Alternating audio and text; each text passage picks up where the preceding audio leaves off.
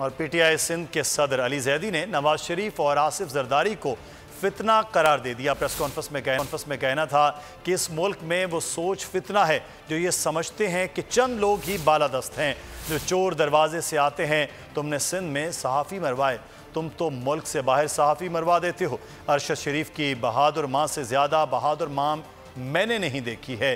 कराची में बिलाल गफ्फार को जिसने मारा उसके खिलाफ FIR तक नहीं काटी गई।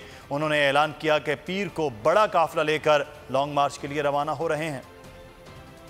फितने का नाम है आसिफ जरदारी, इस मुल्क के फितने का नाम है नवाज शरीफ, पूरा शरीफ खानदान। सबसे बड़ा फितना वो सोच है जो ये समझती है और इसके ऊपर अमल भी करती है कि इस मुल्क में चंद लोग कानून से बालादस्त हैं और फिर इक़्तिदार में बैठ जाते हैं और अपनी पुरानी करप्शन माफ़ करवाते हैं और नई करप्शन की दास्तान शुरू कर देते हैं। तुमने सिंध में इतने साफ़ी मारे हैं, तुम बाहर भी साफ़ी मरवा देते हो। अरशद शरीफ से की माँ से बहादुर माँ मैंने देखी कोई नहीं। हम सुबह निकलेंगे मंडे को, हम बड़े आराम से सुकून से सिंध से निकल के पंजाब में जाएंगे। हमारे कराची के प्रेसिडेंट बिलाल गफ्फार जो कि एक सिटिंग MP है, उस पर अटैक हुआ, हमने हंगामा रही नहीं की। हम कानून के बीच में रहते हुए हम थाने गए, हमने कहा जी FIR काटें, ये वीडियोस हैं, सब नजर आ रहे हैं।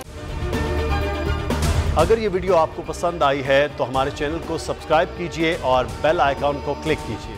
PTI का हकीकी आज़ादी मार्च सिर्फ बोल दिखा रहा है। 24 घंटे हकीकी आज़ादी मार्च, सबसे ज्यादा रील्स और सबसे ज्यादा रेटिंग्स के साथ बोल रहा नंबर 1, सबसे ज्यादा व्यूज, सबसे ज्यादा रील्स और सबसे ज्यादा रेटिंग के साथ बोल अब भी नंबर 1 पोजीशन पर बरकरार।